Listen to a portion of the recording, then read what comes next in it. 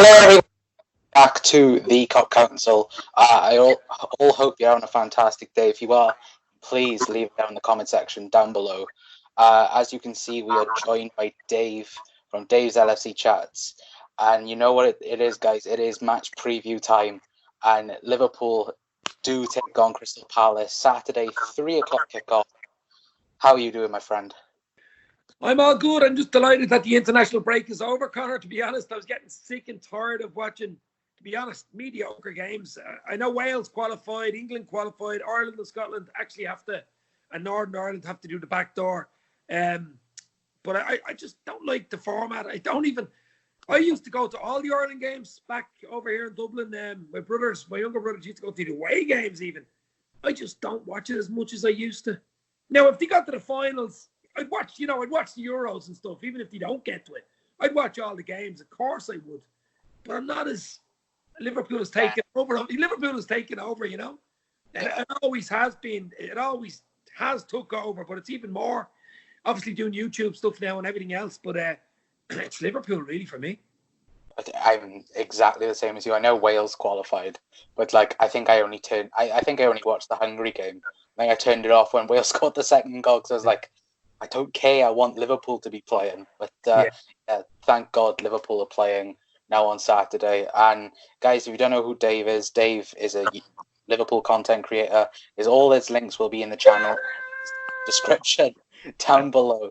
But yeah, this is the match preview. If you do like it, guys, please like, share, and subscribe. We are currently still on the road to 100 subscribers, but we are so close to getting there. So yeah, we're just a little bit off, but yeah, hopefully we'll get it after the Crystal Palace game. But going on to the Crystal Palace game, obviously there has been a few injury talks concerning this game. Obviously there's been talk about Virgil van Dijk, Mo Salah, Joe Gomez, and Andy Robinson. Virgil van Dijk, Klopp said in his press conference today, is 100% fit.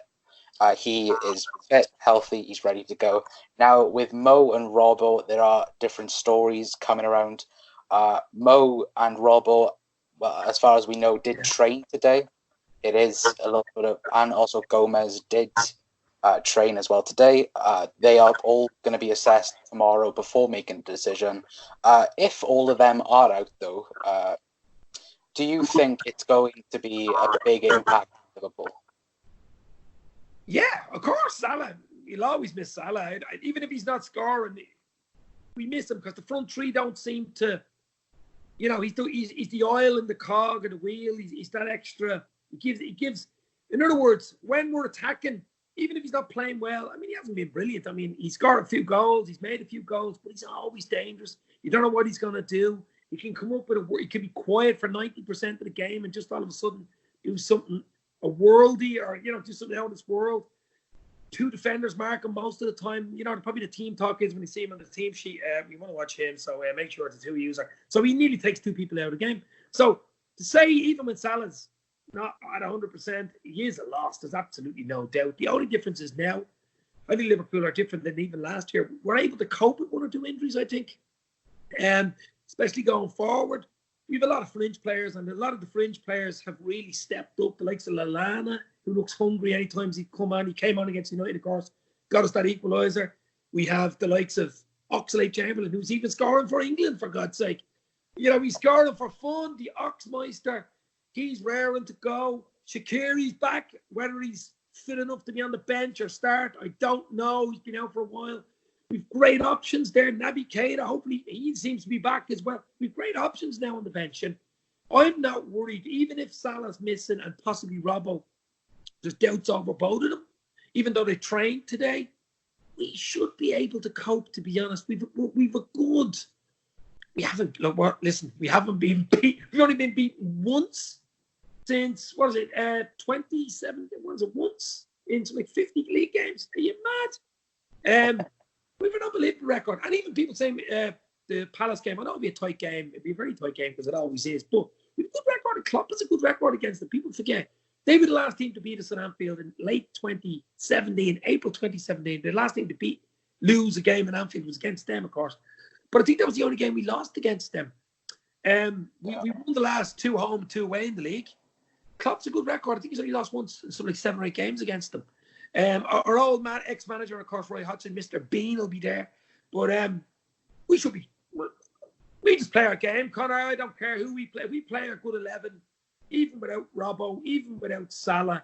We should be too good for Palace. Once we start the game with the right frame of mind, the right tempo, go at them. It's a tight ground, Selhurst Park. You're boisterous. It's old school. It's an old school Premier League, old school Division 1 ground, old Championship ground. So it won't be easy. It's in London, and I'm confident. I'm going for 2-0 Liverpool, to be honest. I think we'll beat them. But like anything in football, anything can happen in the game. So you have to have the right frame of mind. Liverpool will be ready to go. The only thing is, the 2-week break after the City game, which was huge, of course, a huge psychological win for Liverpool. I would have liked the game the next week because we were full of beans. We were ready to roll.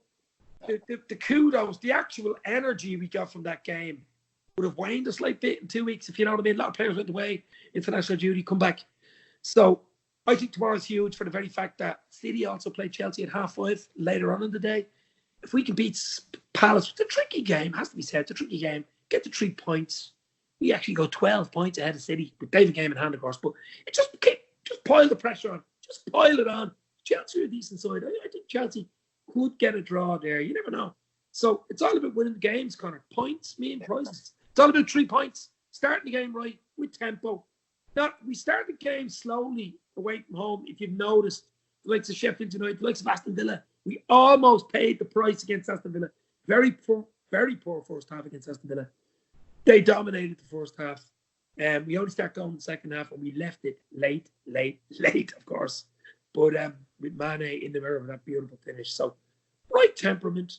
I'm confident, and we should beat them. Yeah, I agree with that 100%. I think that you mentioned there, the mentality of Liverpool, and I think that this side can now, rely on the bench. Then I think, you look back at the Champions League final 2 years ago, when Salah went off, there wasn't anyone to come on Exactly. Yeah, like an Oxlade-Chamberlain or Divock Origi. But now you look at it, and you can just name 3 or 4 players to just come off the bench and replace him. But it's a very interesting thing that I think if Mo is fit, I think he starts, like you said, absolutely 10 times out of 10 he starts. Three amigos up front. Yeah, exactly. And it's if he isn't 100% fit, then just put him on the bench. I think this side is more capable than ever to beat. And I think it's the last. I think the last low league team, that are not in the top 6 team to beat us, I think was Swansea. I think back nearly 2 years ago, 2.5 years ago. Yeah. And Klopp's record at the minute against lower teams is just tremendous, and it's title-winning form at the minute. And it's like you just mentioned. Chelsea and Manchester City play, and we have the chance to go 12 points clear of Manchester City. Because Chelsea is a very hard game for them, and it's all. I think this time around, it's all about the mentality. If we go 12 points clear, and they drop points again, then it's just going to pile the pressure up on Manchester City, and it's just going to give us the advantage, in my opinion. But moving back to this game then, and not the Manchester City game, let's speak a little bit about Crystal Palace. Obviously, you just said former Liverpool manager Roy Hodgson, Mr. Bean, as you call him, is their manager. And, not many people would think Crystal Palace are a threat, but they do have a few players. They have Wilfried Zaha. They have I think Ayew. Ayew used to play for Swansea. They have Mitrovic as well, don't they? Yeah. Listen, Palace are a good side. Don't get me wrong. They're actually playing okay, good football this year. As I said, it's a tight ground. It's a really tight stadium. They're on top of you. The crowd are on top of you. They're a boisterous, loud London crowd. It's not going to be an easy game. That's why I'm saying we need to start the game in a proper frame of mind, unlike so many away games we've played recently, and get the right tempo. And just go at them. Try to get the early goals. Help, of course. An early goal would help. But just go into it in the right frame of mind. We'll be well drilled. Klopp will well drill these players. We're well experienced now. We're European champions, for God's sake. Everybody wants to win us. Everybody wants to beat us because we've such a good record that if you beat us, you're actually remembered for beating Liverpool. Like it's a real, like, you know, nearly like a gold medal beating Liverpool nowadays because we lose so little games. So Palace, this would be a very interesting one because after this, as I say, we've Napoli midweek, which is a huge game for me because I think if we could beat Napoli, we win the group. We actually win the group and we can ride off the Salzburg game, which gives us an extra rest to rest the spine of the team. And then we've got Brighton at Anfield next weekend. And I think it's the derby the following weekend at Anfield. 2 easy games. but you know what I mean? So I think tomorrow I know what you mean. Tricky game because we're Anfield all the way then. So tomorrow's game, get the win. To be honest, I'm saying 2-0. Connor, I don't care what it is. If it's a last minute deep injury time in off the referee, I couldn't give a VAR. But it's just get the win. Be confident, which we have to be confident. We've never been in a better place in 30 years. But just go and beat them. Just go out there and beat them. That's simple. I know it's not as simple as that, but you know what we should do. That's all we should do. I should do the team talk. I should do the team talk for Klopp. You would like to think that it's just easy, guys. Just go in there, beat them, come back home. But it's not. It's not going to be. Obviously, no. But do you think the most threatening player then is Wilfried Zaha? Because for me, I think he is the most. Well, he is, but he hasn't got a good goals ratio, games to goals ratio. You have to say, Connor, he is dangerous. He caused problems. To be honest, I think your man AU is a better finisher than him, and he's the one you want to watch. He's smaller, he's more nippy, bit of pace about him. Whereas Zaha is so big, you want to miss him on the field. He's a big fella. He's tall. He's over 6 foot. He's big. He's strong. He's powerful. Bit of pace as well. But he never really does it in the big games, does he? I mean, he hasn't got a great. Someone was telling me the other day, what was the most goals he ever scored? Was it 15? Yeah, I think there's something like that. Something like that. So, am I worried about Zaha? Would I even like Zaha at Liverpool? I don't know, even, to be honest with you. I don't know whether he'd suit Liverpool's style. Is he a problem tomorrow? Of course he's a problem tomorrow because he's their main man, of course. He's their main man. Original Manchester United player, by the way, wasn't he? Youth team United. Yeah. Didn't really break in, and United rarely let players go that turn out to be great world stars, if you know what I mean. So, well, they put him back. Really worried about him. Not really worried about Zaha at all, no. No, yeah, well, they brought him back, didn't they, Manchester United? Yeah. And then obviously they let him go again. But I think he is a threat. But I think you are right. In big games, he doesn't score a lot. It's usually against the smaller teams and the lower league teams. Yeah. He does score. But it's like you said, AU for I know you because I think he scored against Liverpool, and when they lost to Swansea, I think that was the last low league team we lost against in the league, and watching him, I think it might have been Man City against Crystal Palace, and he was probably Palace's most threatening player just in that game. So he is a big threat. But I think the likes of Lovren and VVD are gonna just shut him out of the game. For us, then, who do you think is going to be the biggest threat for us then tomorrow? For us, Mane's been unbelievable the last 8. To be honest, he's been unbelievable since last season. Mane's been unbelievable for about nearly 18 months now. He's dangerous, he's pacey, and he's putting the chances away now. Whereas he always had the pace, he always had the trickery, he always had the annoyance about him, and he could always score a goal, but he's actually putting the goals away now. He's scored an amazing amount of goals in the last 18 months.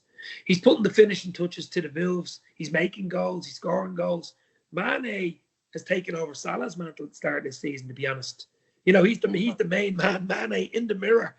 Obviously, Bobby Firmino, I'd like him to get a few more goals, but Bobby makes them tick as well. So as I said to you, if we're missing Salah tomorrow, you'll notice the difference. There's no doubt about it. Origi isn't Salah. Yeah. We can't replace Salah with anybody else. We can't replace Mane with anybody else, or even Bobby with anybody else. Those three are unique. Those three stay together.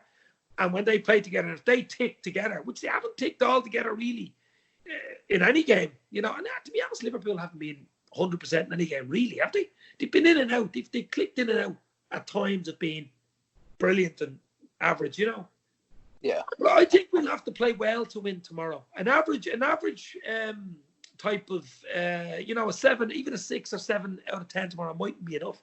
I think we'll have to play well to beat Palace tomorrow. They won't give us the game, Yeah, I know what you mean by that. But it's like you said earlier on about the Aston Villa game. It's like we Yeah. started sloppy in that game, and we had to be brilliant for pretty much the second half just to get 2 goals. We've been sloppy in a few games. I mean, Yeah. we've won games with well, I won't say sloppy in the Leicester. I was actually in Anfield for the Leicester City game, and we controlled most of that game. We let in a silly goal, and we got a penalty, whether it was a right penalty or not, deep in injury time. Won the game, but we're winning games when we're not playing well, and that's a great sign. If you're winning games, you're not playing well. That's brilliant. Yeah. Well, it's champions when in form, innit, really? Yeah. Like, don't mention champions. Don't I mention don't know what it. age you are, Connor, but I've been watching Liverpool since the 80s, and since 1990, we haven't won the bloody league. So people keep saying, even Chris Pajak, I was talking to him on Saturday for Red Men. Like, I'm quietly confident. He's super confident, but I'm not overly confident because it's been so long. Yeah. You know what I mean? It's been like last year I was confident. Yeah. I mean, what happened, So just take it game by game. Of course, I want them to win the bloody league. Nobody more than me. But game by game, as Klopp is going to do it, I'm sure. Take it this game. This is over. Take it with the Napoli game. Napoli game over. Take it about the Brighton game. I'm not taking it to May next year, to be honest with you. Yeah. Like, I'm 21, and I'm like, what? I could be your dad. Yeah, you could. But you know what age I am? Yeah, I'm not going to say it on you because I don't want to insult you. What? Doesn't matter. I'm Benjamin Button anyway. It doesn't matter. Exactly. And it's like I've been through, I think, 3 title runs, obviously, 08-09, 13-14, and last season. And it's like, yeah, you don't want to get a bit too ahead of yourself. But, like, if we can beat Palace, then your nerves seem to go a bit more up with the, Premier League and all like that. And, it's just the thought of being champions. I think that's the most exciting part. It's a glass ceiling. I mean, the Klopp has broke the ceiling with the Champions League win because he hadn't won a trophy. That was a nice way to break it, of course. I mean, there's only league and Champions League that are big, cups, which is beautiful. That's why I think we've a good chance this season, because the pressure. I wouldn't say the pressure's off, but there's not as much pressure as there was last year winning the league because he hadn't won anything. Where at least he had the Champions League under his belt, which he'll be remembered forever. He'd be a legend just for winning that in the first place. But the league would be Sir Klopp. You know what I'm saying? It'd be knighted for winning the bloody league because it's been so long, especially Liverpool, the city. Never mind the fans. I'm talking about the city, the owners, the surrounding area of Liverpool. You see what it was like for the Champions League going down. The crowds was 500,000 or something. I'd say it'd be 1 million if they win the bloody league. And if you win the league, I'm going over. Same. The same. I will literally be going straight up to Liverpool if we end up winning the league. But going back to this game then, who we've spoke about injuries. Who would be your? Oh, hello. That was Benjamin Button. Time traveler. I'm a time traveler. Bob from 2082. Go ahead.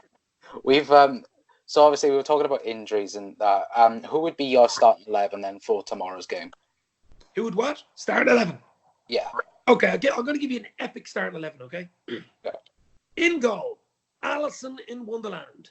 Brazilian legend, more clean sheets in a 5-star hotel. Back 4, VVD, the king. I am a giant. VVD, future captain of Liverpool. Beside him, because Matip is injured, give me all your Lovren, all your claps, hugs and kisses too. Lovren, VVD. Yeah, we've got Terence Trent D'Arby. Sign your name across my mural on the wall. If Robbo, the King of Scotland's fit, he plays. If he isn't fit, I think possibly Gomez could go in there. I think it's a possibility, or maybe Millie, but maybe Gomez. In the middle three have to be the middle three. I think I can't see him changing it. Genie out of the bottle, he's in the form of his life. Even with Holland, he's banging in hat tricks. Genie out of the bottle. Bigfoot and the Hendersons, club captain Hendo, and the fabulous Fabinho. How can you leave him out? He's been probably the player of the season so far. Yeah. And up front, the three amigos, Mo Salah, King of Egypt.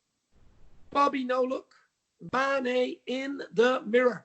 And if Salah's not available, I think you play Divock Origi. Well, there you go, guys. And your score prediction was 2-0, right? 2-0 Liverpool, yeah. Yeah, right. So for me, I think we're going to go with Allison. I think that, there's no one disputing in that. I'm going with if everyone is fit. If everyone's not fit, then I will substitute them. But for me, it's going to be Trent right back, Lovren, VVD, and Robbo. I think that's our back four. And then, like you said, we cannot change the midfield three, and you can't really change the front three. I think all of them have got their positions nailed on. Other than injuries, we can change them, of course. Yeah, and for me, Fabinho has been the player of the season so far.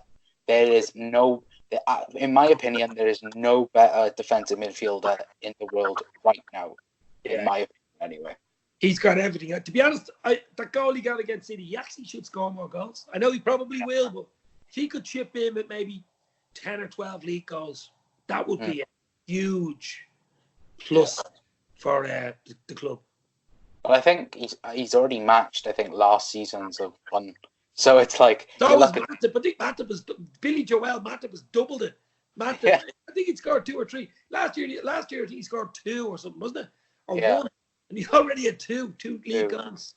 Yeah, that's the thing in here. Liverpool are just scoring goals for fun at the minute. But I'm also going to go for a 2-0, guys. I think that Liverpool are going to control the game, and I think they're just going to kill it off. Then score 2 goals and just kill off the game and make sure we get a clean sheet. So that's going to be it for the match preview, guys. We've been going for about 20 minutes now.